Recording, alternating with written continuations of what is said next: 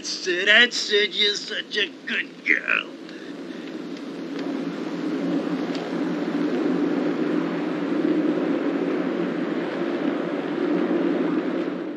Hello and welcome to the Loose Butthole Reviews. I am your host Smokey, and joining with me as always is my co-host Spooge.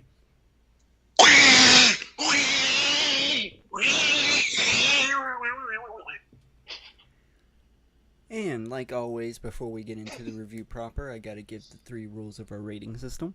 The first rule is it must be a fraction of 5. 1 means we hate it, 5 means we love it. Rule number 2, if we want our money back, we give it a good old Jeff Goldblum. And rule number 3, if we all agree that's doing the review that the movie deserves a 6 out of 5, a God tier, then it will get a God tier. And today, we are reviewing The New York Ripper from 1982. 1982, sorry guys, excuse me, I was dealing with I had a New York Ripper jump into my room, getting stabbed there for a little bit, but now I'm fine. Alright, this is an English language Italian Galileo film, directed by, is it Lucio Fulci. Lucio Fulci. Yeah, it's a Fulci movie.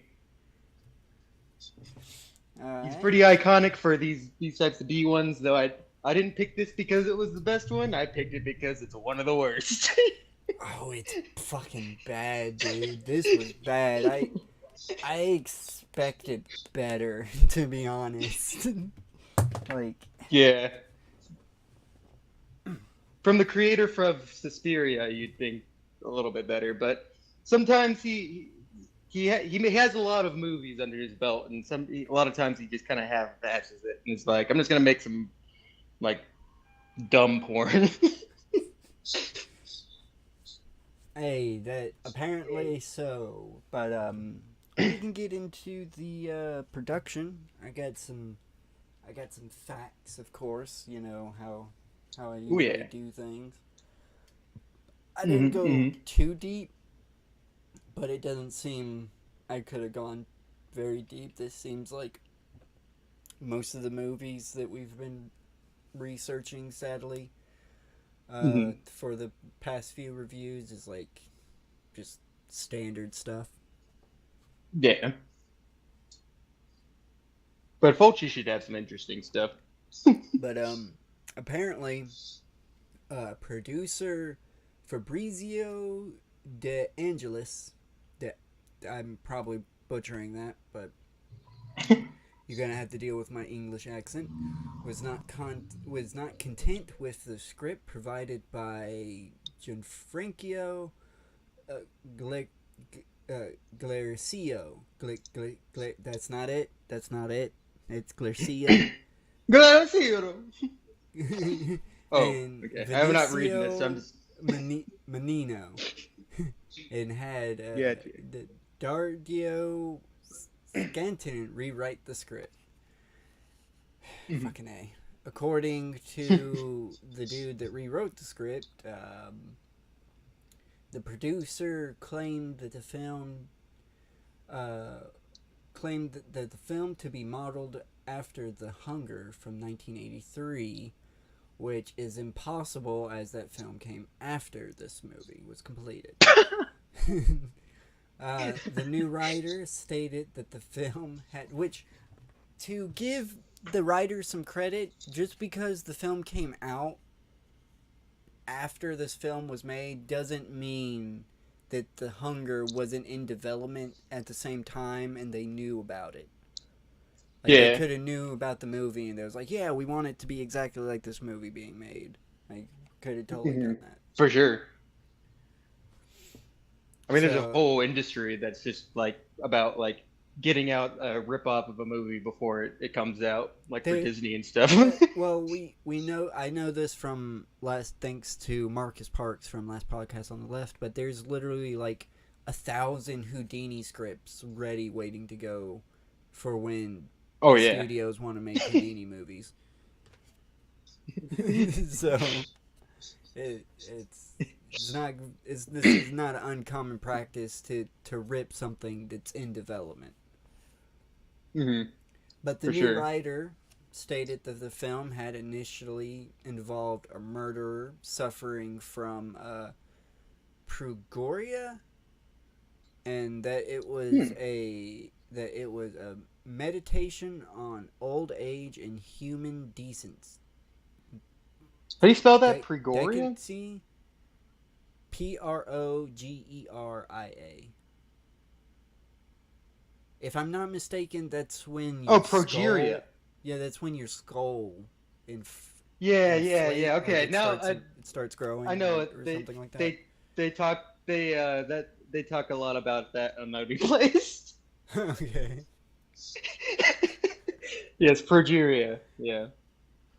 So that it was a meditation on old age and human decency. Fulci didn't understand it, and that the new writer had to redo the script in 5 days, not working on the structure or plot, but on the situations, that is, the death scenes and the Galileo mechanisms. The writer added that much of the film's sexual content came from Fulci, claiming that Fulci's nurtures a profound sadism towards women.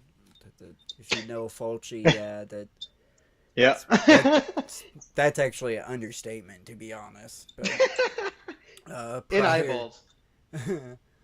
prior to the release of the film, Fulci discussed the production, describing it as much less horror than my previous films. No zombies, but a human killer working in the dark. Fulci described the film as a tribute to Alfred Hitchcock. I can see that. I can totally Mhm. see that. There's a lot Billing of good like Hitchcock like esque scenes in this too. It's just they're a little bit far too far in between. That's why I kind of mistaken it for a Hitchcock film for a Mm. minute. I was like, did Hitchcock do this? But I did no, of course not. No, he had nothing to do Like, with did he this. do some coke in the '80s and go fucking crazy? like did he like lose it? Like what's going on here? But yeah, Fulci would build it as Hitchcock revisited a fantastic film with a plot, violence, and sexuality. The New York Ripper was shot in 8 weeks from late August to October 1981 under the working title Le Squattro. It was shot on location in New York with interiors filmed in Rome. Among the cast was Jack Henley, who was cast after filming had commenced.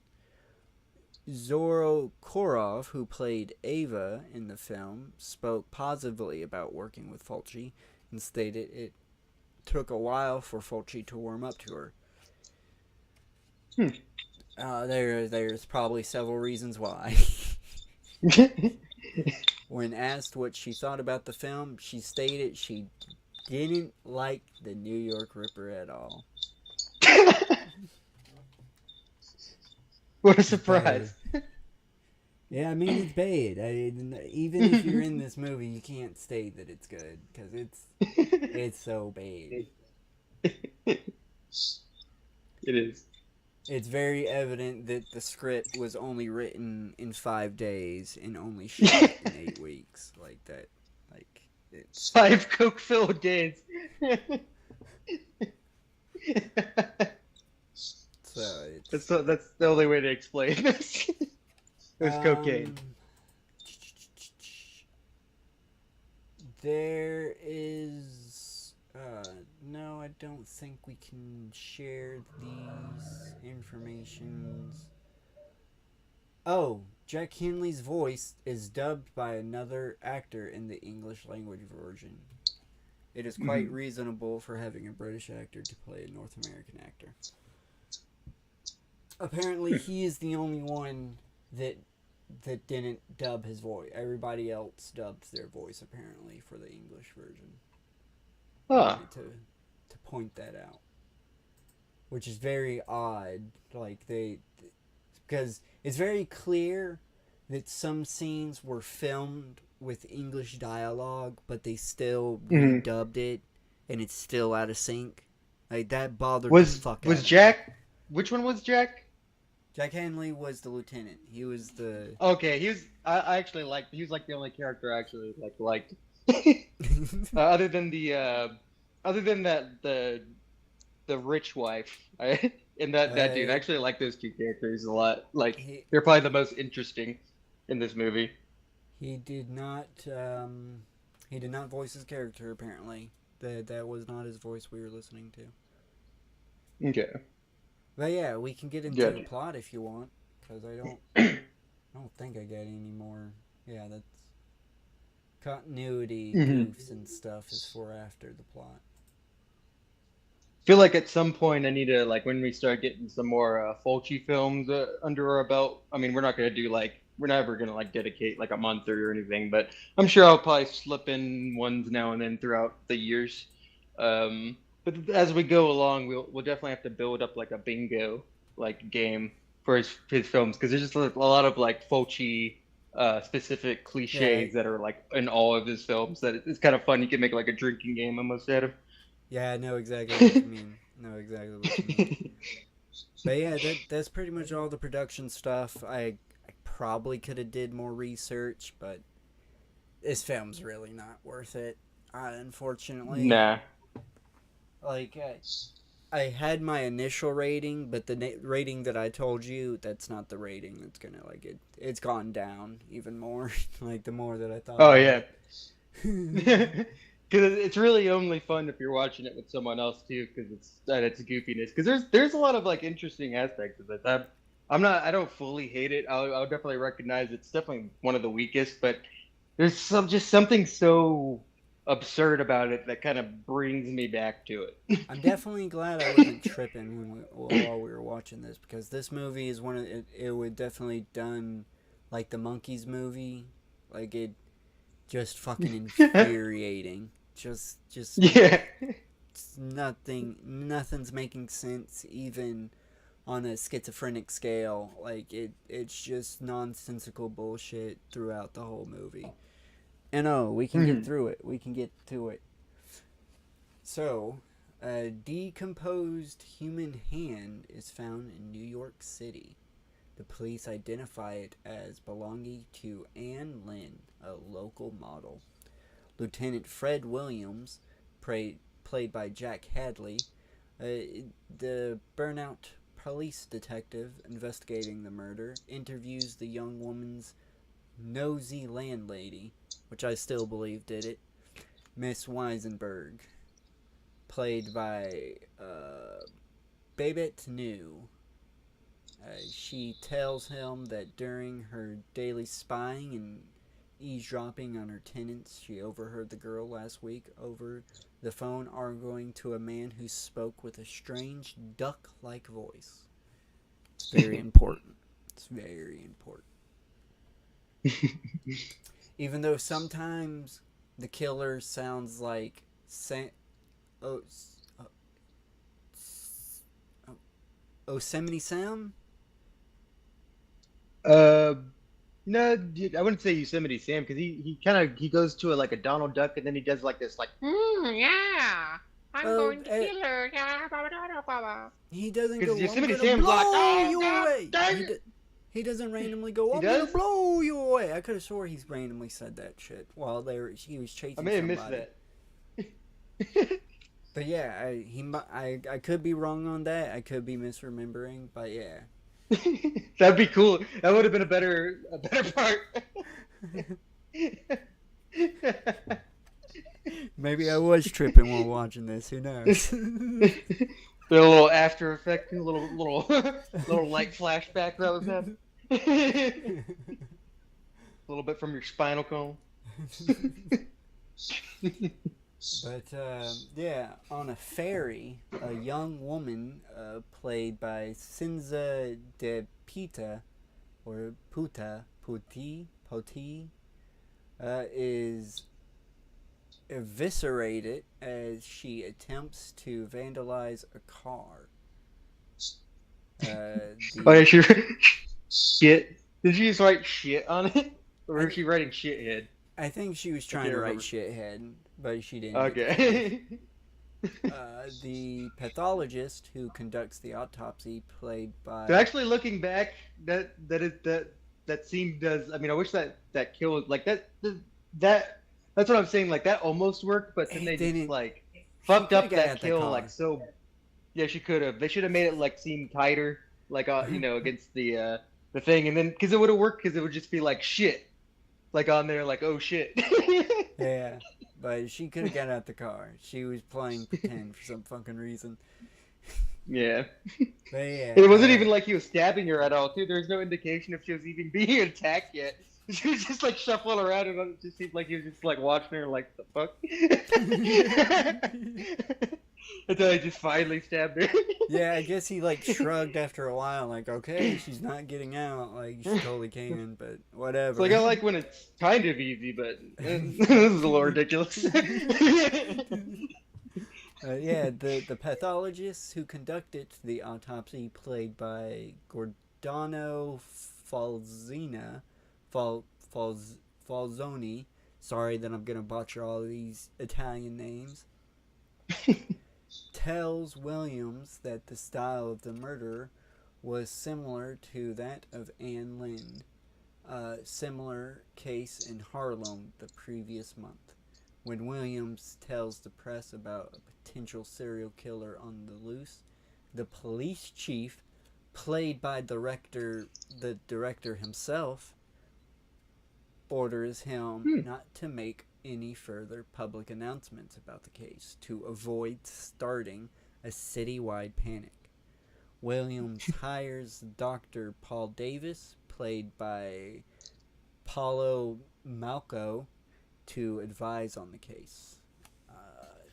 I completely thought he was the murderer, the doctor. I totally thought he was. Oh yeah, you forgot about his like beard too. Yeah, I completely forgot he had a beard. Cause like I was kind of confused, but then like I was like I imagined him without the beard. I'm like, oh yeah, he does look actually similar. If you took off the glasses and the goatee. Like I completely did not see him with the beard until he was on the screen and didn't get He just arrested. wants his playgirl. I was like, what? Whoa, what is this? I was like, who the fuck is this? He just wants, but like he's also like borderline sociopathic too with everything he says. So yeah, like everything he says sounds like a serial killer. Like, and he's he like calls the like cops going on stupid about and this everything. guy. Yeah, and he's going on about how the killer's a genius. But yeah, Which they didn't really represent that. They were nowhere. They kept having like it only came up that this guy's a genius when the professor was talking about him, but they never really like indicated like the actual intelligence of this guy like at any point, like other than like him just calling and mocking them and being kind of like 2 steps ahead with like with a couple things that'll come home. But I don't know, just I feel like they could have did a little bit more with the symbolism with that, especially like with the chest and stuff maybe. Yeah, no, Like which exactly is kind of cliche, but like I feel like wouldn't be a that this movie isn't above doing, and it would have been probably better. It would have added. It would have actually added to the movie, though. That would have definitely been the thing to do. It was just kind of like, oh yeah, the professor, he's got to talk about how, how like they always going on about how like killers are geniuses, yeah, and then like forget about it because you're just like in a coke head type of thinking. Just this movie is like a perfect crime exploitation because there's just so many like on the nose like, oh yeah, this is like, oh yeah, you guys like true crime, right? This is how it happens. This is like it happening, like how you always read about it. Isn't that cool? But it's very I very clumsy. Let's try to move on with this plot. Sorry. No, it's cool. It's cool. I get what you're trying to say. But that night in New York's red light district, Drain Lodge, played by Alexandra Cully attends a live sex show and records the simulated moans and groans of the two performers with a pocket tape recorder. Honestly, my favorite character. Mickey's Scandala, yeah, I'm just gonna go with that, played by Howard Ross, a scruffy, dangerous-looking man with two fingers missing from his right hand, sits nearby and observes that she is doing. After the The show red has herring. Yes, the red herring. After the show has ended, the female performer, played by Zora Korva, is brutally killed by the maniac, stabbing her in the groin with a broken bottle. Later that night, while on the at the apartment of Kitty, played by Delina Dora, a prostitute he patronizes, William receives a taunting phone call from the duck-voiced killer, saying that he has killed again. A young woman, Faye, Alimenta Soska, is attacked by a handsome razor blade wielding killer, but survives. She is comforted in the hospital by her handsome boyfriend Peter, played by Andrea. Oh, is it Andrew? It's Drea, so I want to say Andrea. Andrea. Andre. Yeah, Andre. That's it. Okay. He's played by Andre Okisapit. I cannot pronounce his last fucking name. Okay. Let's just move on. So, Faye tells Williams that she suspects her attacker was a scruffy, dangerous-looking man missing two fingers from his right hand. Jane continues to prowl New York for sexual experiences after being molested in a pool hall. Would it be?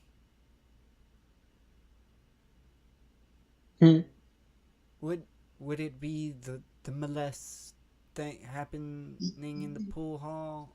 Like if it was it was weird. I mean, it was a very made up situation. It was, Like- they were kind of playing it both ways, like that she didn't want it but wanted it, but so it was kind of problematic and actually in that sense. So it's hard to really describe what that is in a serious sense. Yeah. That was just porn.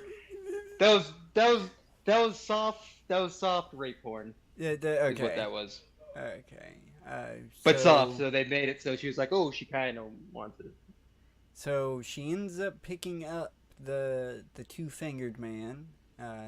They go to a sleazy hotel room and engage in BDSM. No, they don't. She's just tied to being tied to the bed is bondage. That's not BDSM. BDSM is completely different. There's commands. Bondage is often an aspect of it, but it's not just the bondage. BDSM is a relationship, and that they do not have a BDSM relationship. They just met.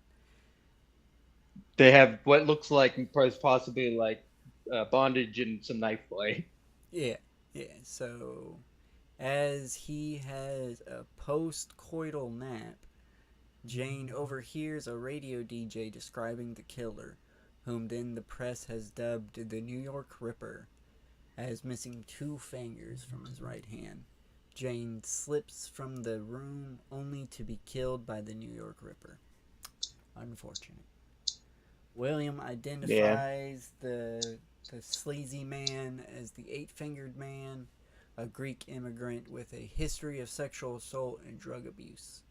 Although and then before we move on, she was also kind of a light red herring too, because there was like they abandoned it pretty quickly, but they were like when they were like there was like 1.2 that they said they kind of like mentioned offhandedly like oh or if it was like a woman which would be rare, Yeah, but you they know. did.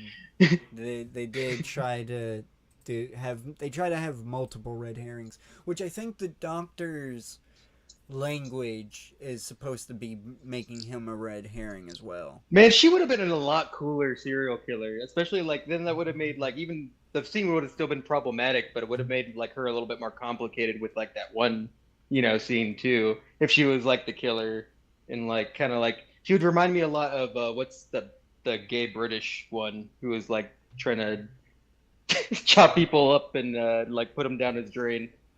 I always forget his name, Dennis something. But he would always like remember like before he did that, he would like try to like he pretend to be passed out at parties and try to get people to molest him. Oh yeah, I can't remember. God dang it! I thought I fucking silenced that. But I He'd can't like remember. he'd undo his like belt and just like leave his like his fly super open and pretend he's passed out and kind of and everyone would be like, "What the fuck?" I know who you're talking about, but I cannot remember his name. His- I would is it, yeah, Dennis something. have to go through last podcast. Or was it Richard? I don't know. Is it Nielsen? It's something Nielsen. Something Nielsen. I could not tell you. I will randomly text you like in a couple of weeks when I hit that episode. David Tennant played him in that terrible series. It was so boring. Even though he was good, but they didn't utilize him at all. Then look up David Tennant and see what people he's played. When's it? But yeah, Trying to get in my phone, but the button won't work. I can continue while you do that. But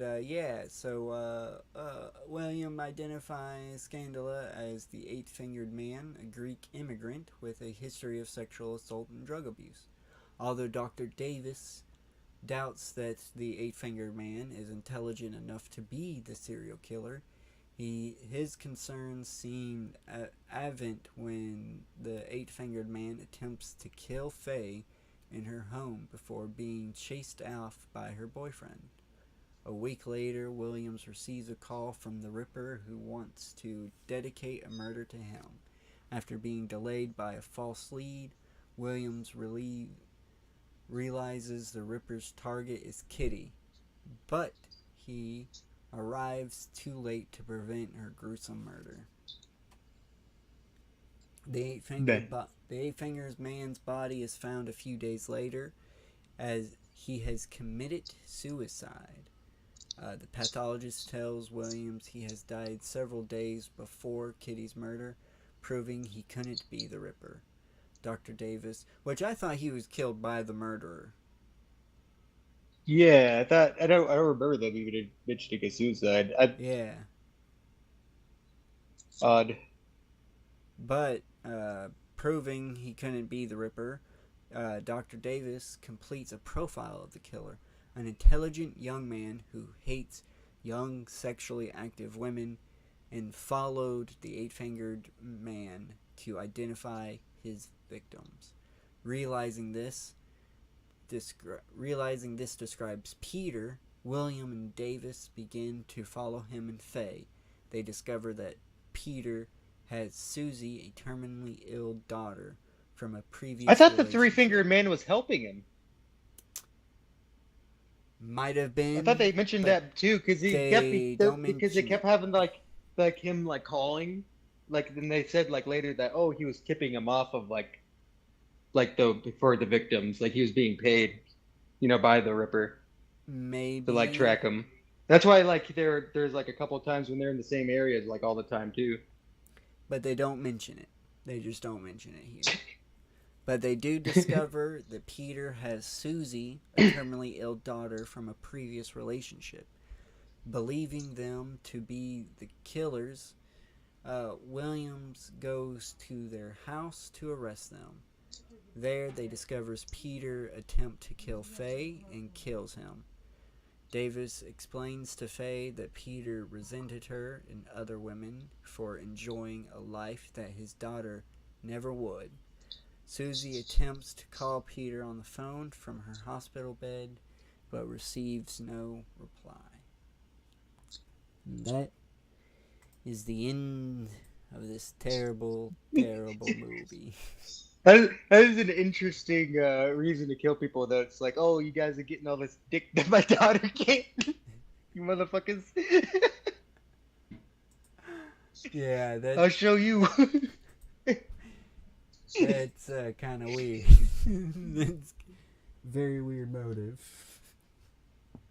Yeah, man, it's definitely a movie that, I mean, it still probably would have been a pile of garbage, but it still could have made like a whole lot more interesting, especially if they like went down like what they could have did with that one with a lady, if she was the killer. I feel like because that actress was like really good too. She had a very like somebody like very striking like fucking She had a like very strong expressions. presence in the movie. Yeah. In general. But nah. But yeah, this the New York Ripper. I got some more information on before we get into our final thoughts. Okay. The New York Ripper was released on March 4th, 1982 in Italy.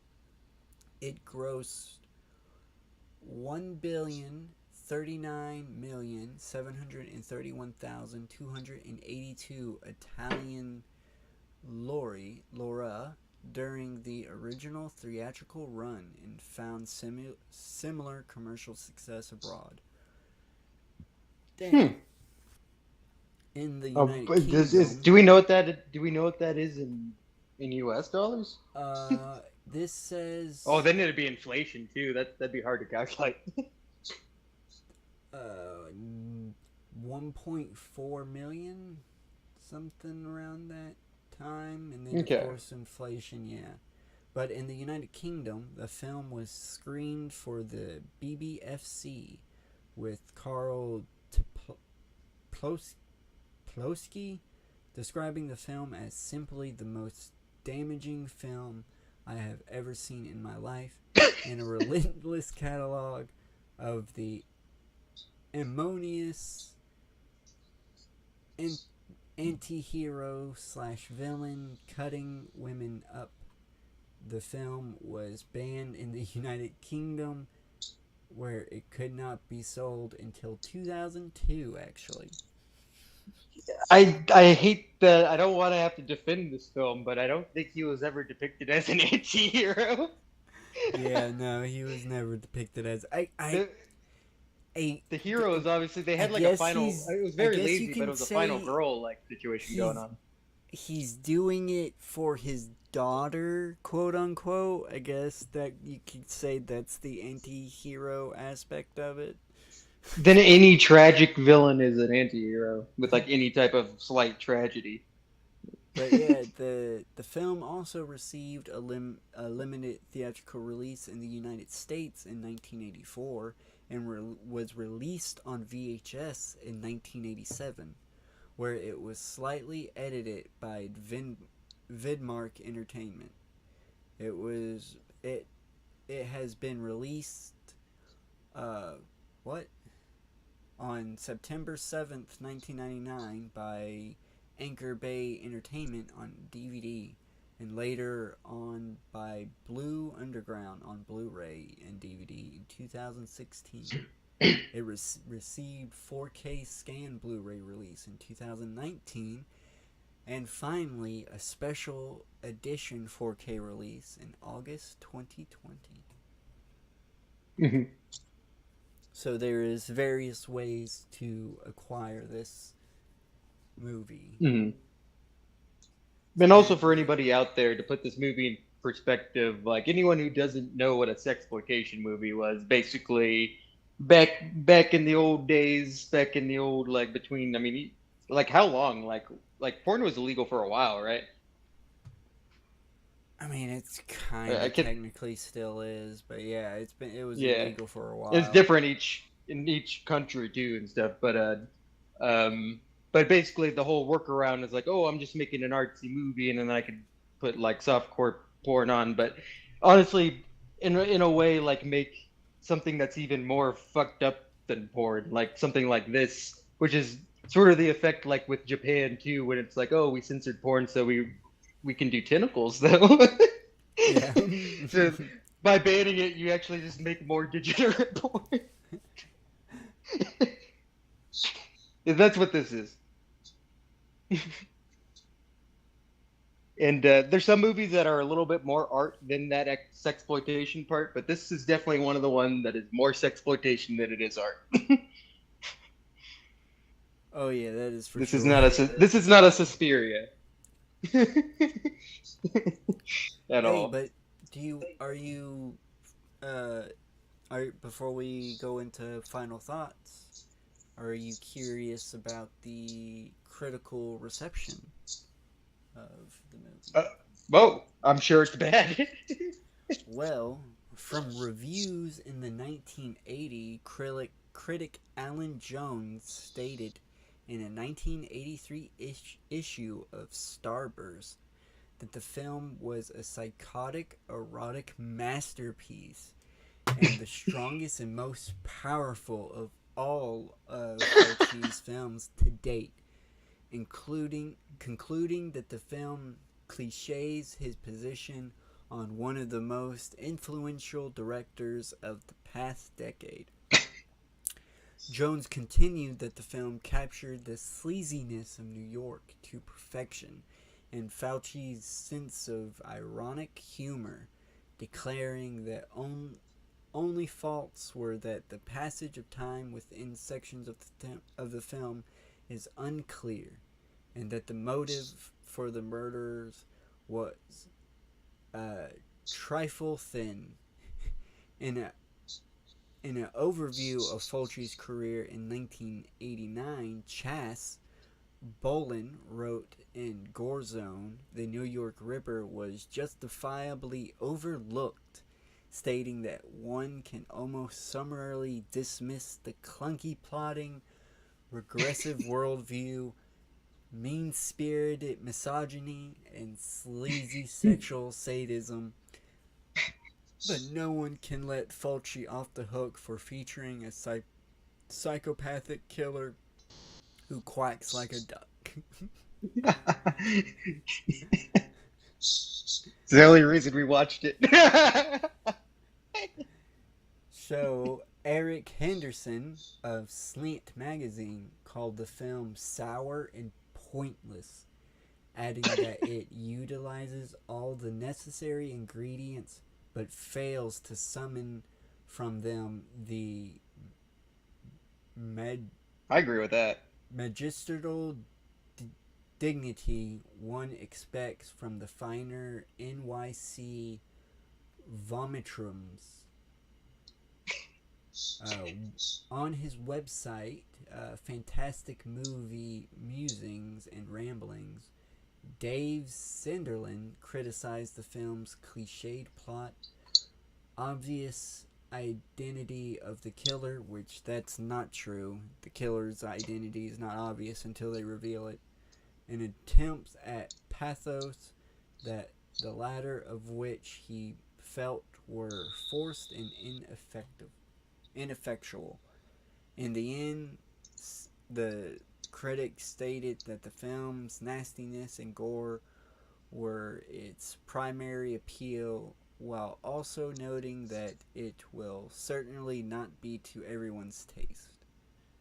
Madeline McDonald from TV Guide gave the film a 1 out of 4 stars, writing Fulci alternative sleazy sex scenes with graphic and deeply misogynistic murders, fills the plot with twists that make no sense, then wraps the whole thing up in a preposterous psychological flourish.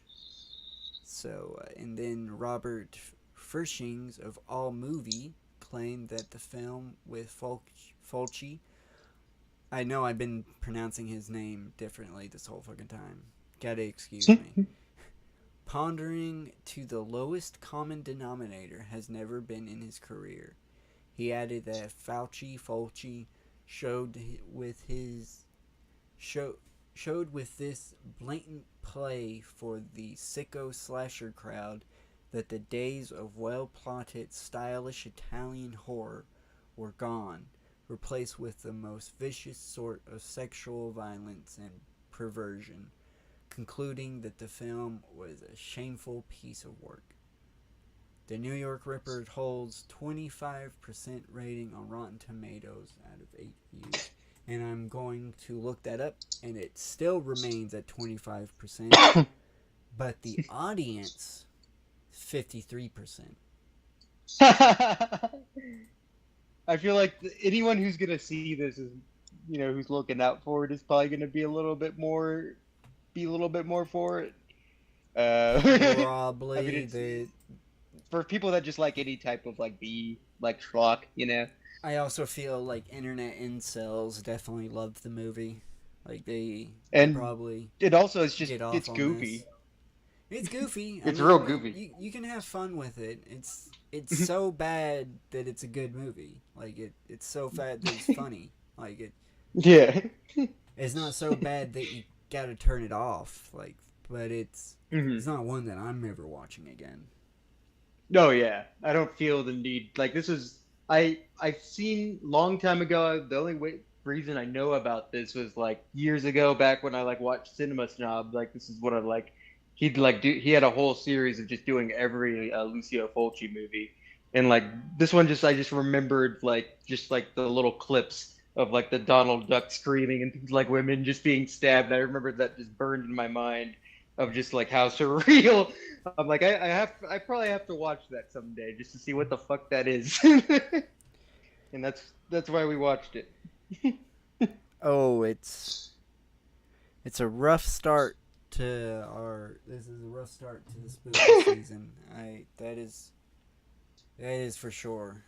It's good to get it out of the way. True. That is true, but man, we wouldn't want to end on this, would you? Oh no, man, this would have ruined it. This would have ruined my vacation. Though I had a lot of I personally wasn't bummed out from the movie. I personally had a fun time with it, even though I don't feel like I ever need to watch it again.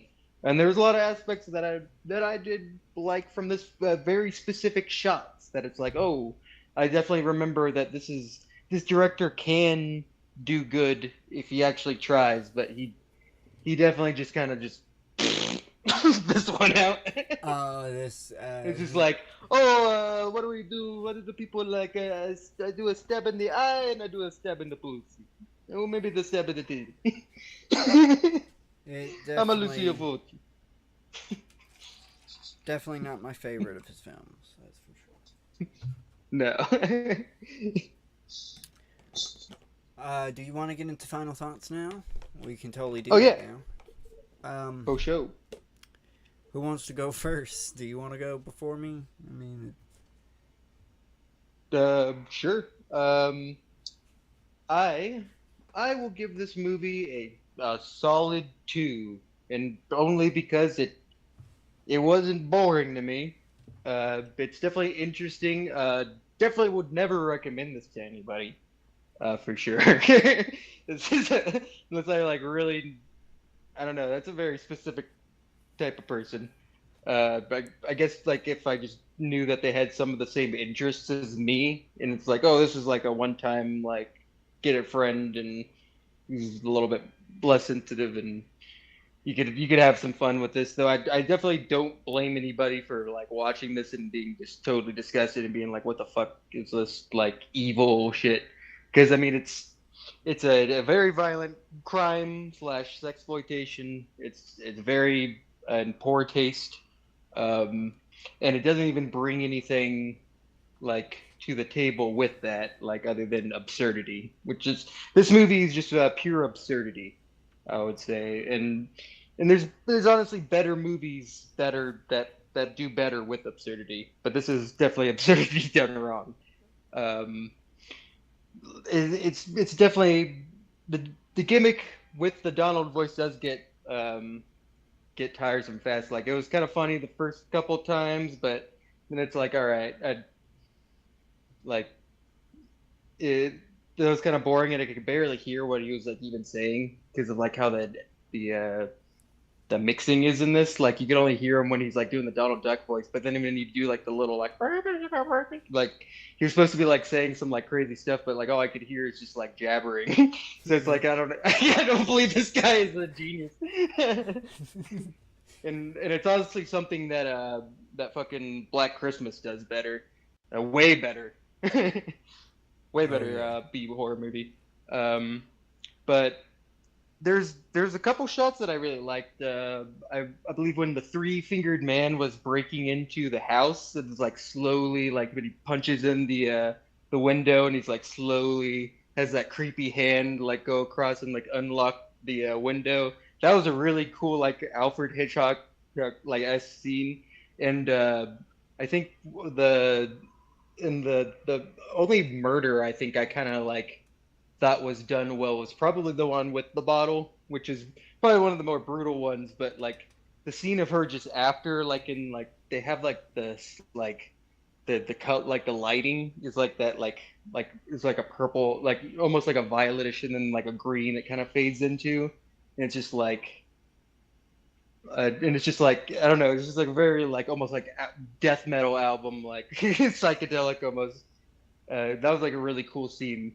But that's only the only things I could give this. And also like I really liked the weird rich couple. I thought those even with like the dubbing over them, they were probably the most interesting characters in this whole thing that I wish they were explored a little bit more, and I wish there wasn't all this like they should have just got rid of the fucking the actual killer's character. Like they didn't need any of that. They should have just had like the red herring be the three-fingered man, and then actually have it be the fucking lady. That would have been a way better like, and they could probably like focused a little bit more with like her reasoning too, and it would have made certain scenes that are just rape porn like maybe actually like have a meaning if they like actually explored her character. But nope, it was just this was just garbage and interesting garbage. So I'll give it a 2, and I'm being very generous. And that'll I be my would thoughts. say so. I would say so. So is I guess it's my turn now.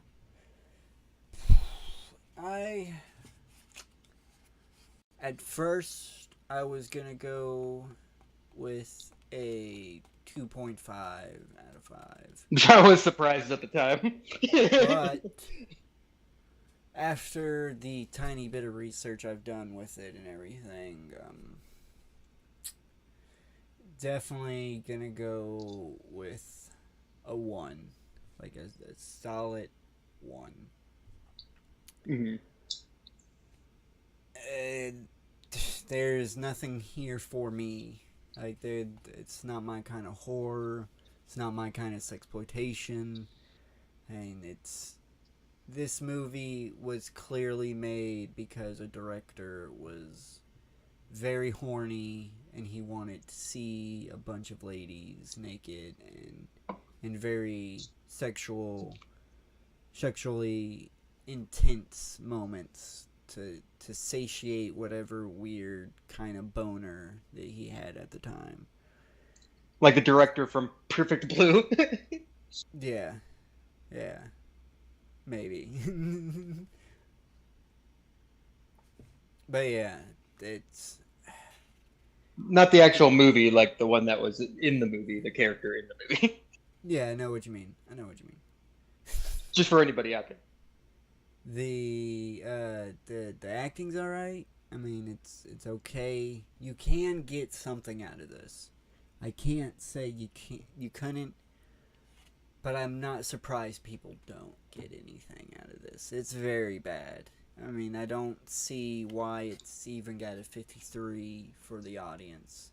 Again, I think that's because of the internet incels. They found this and they get that boner for the misogyny in this. It's just not for me.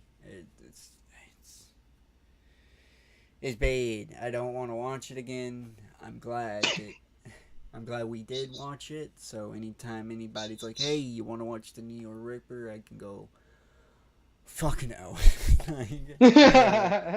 Hell no. Like anything else. Let's watch. I have a list of 100 movies that I'd rather watch. I got 150. I'm at 115 right now, so yeah, it's it's just Bade. It's definitely, it deserves a solid one. I mean, I'm teetering on a Jeff Goldblum, but it's getting a one because you can in a group enjoy this with somebody. Hmm. Yeah, I mean it's not completely bad, and I can for horror people that love. This is a good movie to watch when you want to see, excuse me, how bad somebody can fuck up. Mm. This is like criminy creme of you done fucked up. Many different ways too of just like director laziness, and then also some production hell. Oh yeah, for sure. Like the whole thing is like this movie just shouldn't exist. Like it's very Yeah. obvious. But hey, it exists. I wasted my time watching it. But hey, we reviewed it.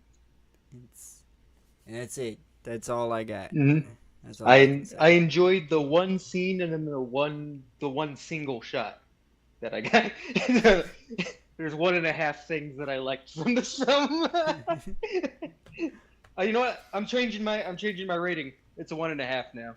That's because there's one and a half things that I liked from this. So I actually drop it down. I'm gonna drop it down half a point. You Well, convinced me. shit. All right. Well, that's it. That's all for my final thoughts. You got anything? I think it's time for the uh, outro. yes. I guess what would be the best smoke spot in this place? It's In New this York. movie. It's New Hmm. York, so that But it's fake Roman New York in all these shots. Um, trying to think oh, you know what? If there wasn't a killer there, the lighting in that one room where the the lady who has sex on stage gets killed, that'd be a cool smoke spot. That's my smoke spot. Put it in the comments what your smoke spot from this movie.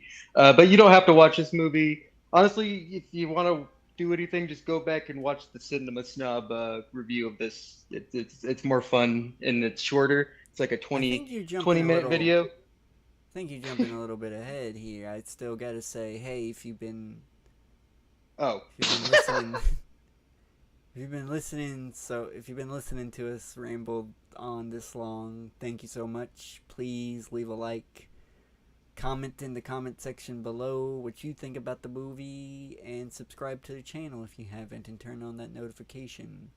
And this is the part where I go, hey, do your outro. They got an early Christmas present. There you go.